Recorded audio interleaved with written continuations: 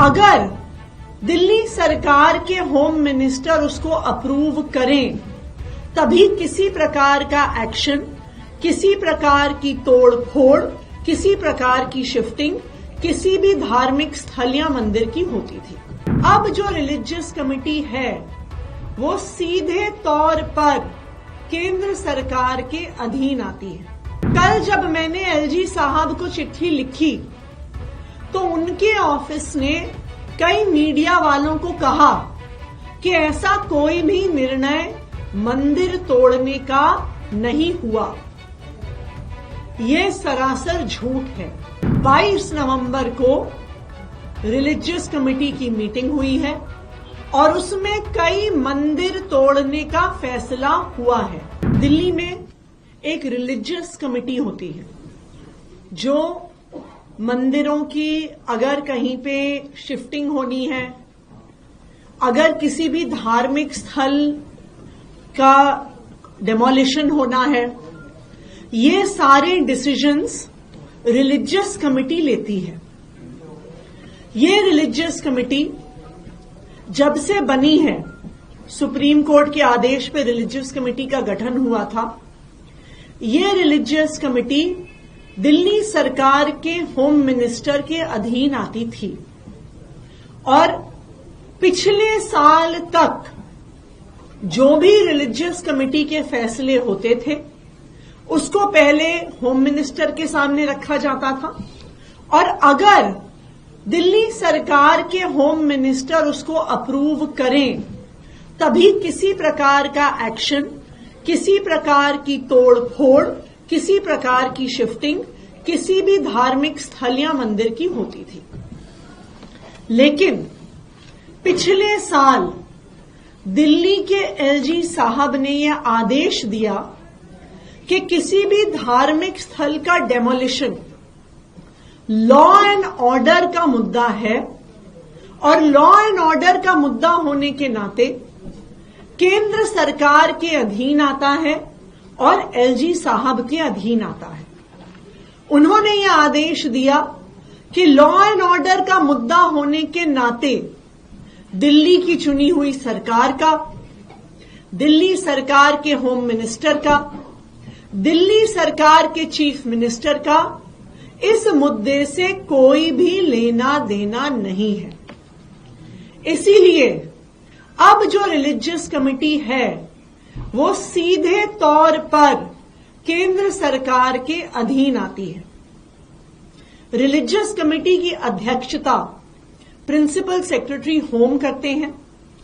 Principal secretary home का appointment केंद्र सरकार द्वारा किया जाता है।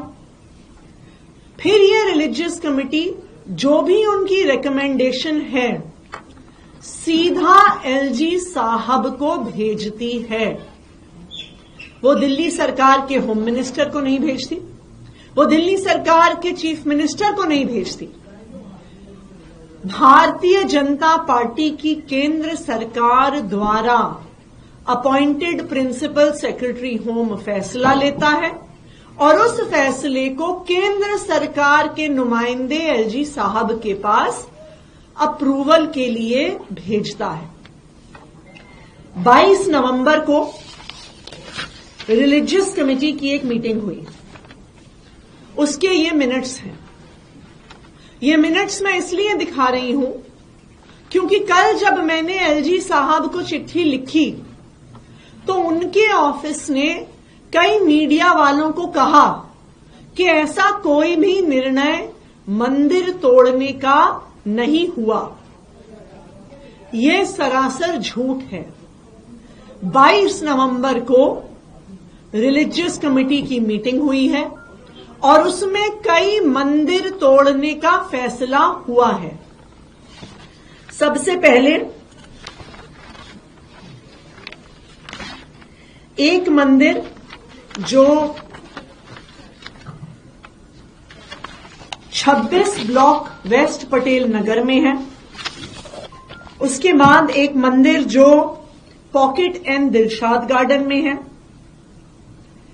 एक मंदिर जो बी ब्लॉक सीमापुरी में है, एक मंदिर जो 395 गोकुलपुरी में है, एक मंदिर जो न्यू उस्मानपुर फ्लैट्स के गेट नंबर 1 के पास है, एक हनुमान जी की मूर्ति जो Ambedkar park B3 block Sultanpuri में है, और एक बौद्ध धर्म का धार्मिक स्थान, बौद्ध धर्म का स्थल जो पार्क I ब्लॉक I सुंदर नगरी में है।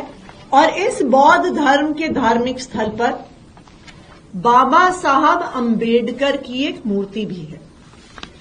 तो ऐसे कई मंदिर जो दिल्ली के अलग अलग हिस्से में हैं, जिसमें सुंदर नगरी, सीमापुरी, सुल्तानपुरी, वेस्ट पटेल नगर, न्यू उस्मानपुर शामिल हैं, कई मंदिर तोड़ने का फैसला 22 नवंबर को रिलीजियस कमेटी ने लिया है। रिलीजियस कमेटी के जो ये सारे मिनट्स हैं, इसको हम सारे अपने मीडिया के साथियों के साथ शेयर करेंगे। इस फैसले के होने के बाद ये फाइल भारतीय जनता पार्टी केंद्र सरकार के नुमाइंदे जो एलजी साहब हैं, उनके पास भेजी गई। एलजी साहब ने इस फाइल को अप्रूवल दे दिया है, और अब चाहे डीडीए हो, चाहे एमसीडी हो, चाहे दिल्ली पुलिस हो, चाहे जो वहां का डीएम एसडीएम हो, वो इन सब मंदिरों को तोड़ने की तैयारी कर रहे हैं। सब पुलिस वालों को इत्तला हो गई है कि पुलिस फोर्स उनको देनी पड़ेगी मंदिर तोड़ने के लिए। आप सबको याद होगा, पिछले साल भी इसी तरह पटपड़गंज के एक इलाके विनोद नगर में शनि मंदिर के एक हिस्से को खुलेआम तोड़ा गया था। केंद्र सरकार के आदेश द्वारा तोड़ा गया था। पब्लिक बहुत नाराज हुई थी, सड़क पर भी आ गई थी, लेकिन केंद्र सरकार के आदेश पर दिल्ली पुलिस ने उस शनि मंदिर को तोड़ डाला था। देखिए, एक तरफ आम आदमी पार्टी है, अरविंद केजरीवाल जी हैं, जो दिल्ली के हर मंदिर के हर पुजारी को, दिल्ली के हर गुरुद्वारे के हर ग्रंथी को 18,000 रुपए की सम्मान राशि देने की घोषणा कर रहे हैं। और दूसरी तरफ भारतीय जनता पार्टी है, जो दिल्ली के अलग अलग हिस्से में मंदिर तोड़ने का, हनुमान जी की मूर्ति तोड़ने का, बौद्ध धर्म के धार्मिक स्थल तोड़ने का आदेश दे रही है।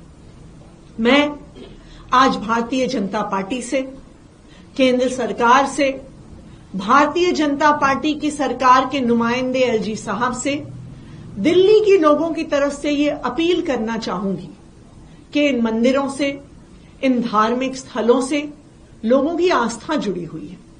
अगर आप इन मंदिरों को तोड़ने जाएंगे तो लोगों की आस्था को ठेस पहुंचेगी। और मेरा एलजी साहब से और बीजेपी की केंद्र सरकार से ये विनम्र निवेदन है कि किसी भी मंदिर को, किसी भी धार्मिक स्थल को, किसी भी बौद्ध धर्म के धार्मिक स्थल को, हनुमान जी की मूर्ति को तोड़ा ना जाए, डिमोलिश ना किया जाए, क्योंकि उससे लोगों की भावनाएं आहत हुई। Thank you.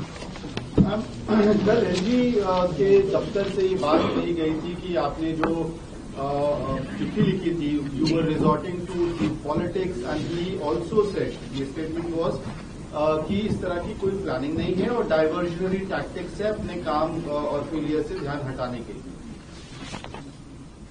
ये कागज है, ये डॉक्यूमेंट्री प्रूफ है कि 22 नवंबर को जो रिलीजियस कमेटी केंद्र सरकार द्वारा अपॉइंटेड प्रिंसिपल सेक्रेटरी होम की अध्यक्षता में होती है, जो रिलीजियस कमेटी एलजी साहब के आदेश अनुसार काम करती है, जो रिलीजियस कमेटी एलजी साहब के आदेश अनुसार अब दिल्ली की चुनी हुई सरकार, उसके होम मिनिस्टर, उसके चीफ मिनिस्टर के अधीन नहीं है, उस रिलीजियस कमेटी ने सीमापुरी में, न्यू उस्मानपुर में, वेस्ट पटेल नगर में, मंगोलपुरी में मंदिर तोड़ने का फैसला लिया है। ये कागज आज मैं सभी मीडिया के बंधुओं से शेयर भी करूंगी। अब बताएं एलजी ऑफिस, क्या ये कागज झूठे हैं? बताएं एलजी ऑफिस, क्या उन्होंने इन फैसलों पर अपनी मोहर नहीं लगाई है? वो बताएं कि क्या दिल्ली पुलिस को इस फैसले की इत्तला नहीं दी गई है? क्या दिल्ली पुलिस के अलग अलग एरियाज के एसएचओज को नहीं बताया गया है कि इन मंदिरों को तोड़ना है, इन धार्मिक स्थलों को तोड़ना है? ये सारी सूचना एमसीडी के पास भी दी गई है, डीएम ऑफिसेज में दी गई है, दिल्ली पुलिस को दी गई है। इन सब मंदिरों और धार्मिक स्थानों को तोड़ने का भारतीय जनता पार्टी का इरादा है।